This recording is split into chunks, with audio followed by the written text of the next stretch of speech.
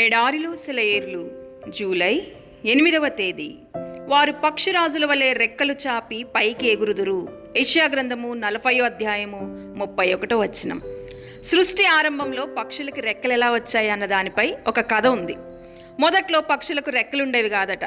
దేవుడు రెక్కల్ని తయారు చేసి రెక్కలు లేని ఆ పక్షులు ఎదుట పెట్టి, రండి ఈ బరువుల్ని తగిలించుకొని మొయ్యండి అన్నాడట.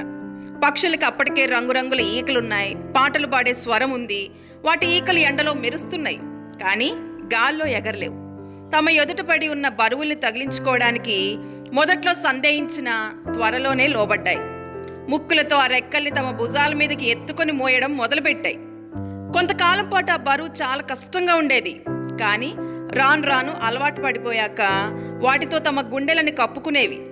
త్వరలోనే వాటి చిన్న శరీరాలకు ఆ రెక్కలు అంటుకుపోయాయి. మరికొంతకాలానికి వాటిని ఉపయోగించడం ఎలాగో వాటికి తెలిసిపోయింది. వాటి సహాయంతో గాల్లోకి ఎగరసాగాయి. మనము రెక్కలేని పక్షులమే. మనకున్న బరువు బాధ్యతలే మన పరలోకం వైపునకు ఎగిరిపోవడానికి దేవుడు మనకిచ్చిన రెక్కలు.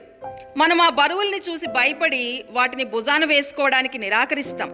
కానీ వాటిని ఎత్తుకొని మన హృదయాలకి కట్టుకుంటే అవే మన దేవుని చెంతకు ఎగిరిపోయే రెక్కలవుతాయి. ఏ భారాన్నైనా మనం సంతోషంగా ప్రేమపూర్వకంగా ఎత్తుకుంటే అది మనకి ఆశీర్వాదంగానే పరిమణిస్తుంది. మనం చేయాల్సిన పనులు మనకు దీవెనలుగా ఉండాలనే దేవుడు నిర్దేశించాడు. ఏదైనా బరువు ఎత్తుకోవడానికి మనం మన భుజాలను వంచడం లేదంటే మన ఆత్మీయ అభివృద్ధికి ఒక అవకాశాన్ని తిరస్కరిస్తున్నామన్నమాట.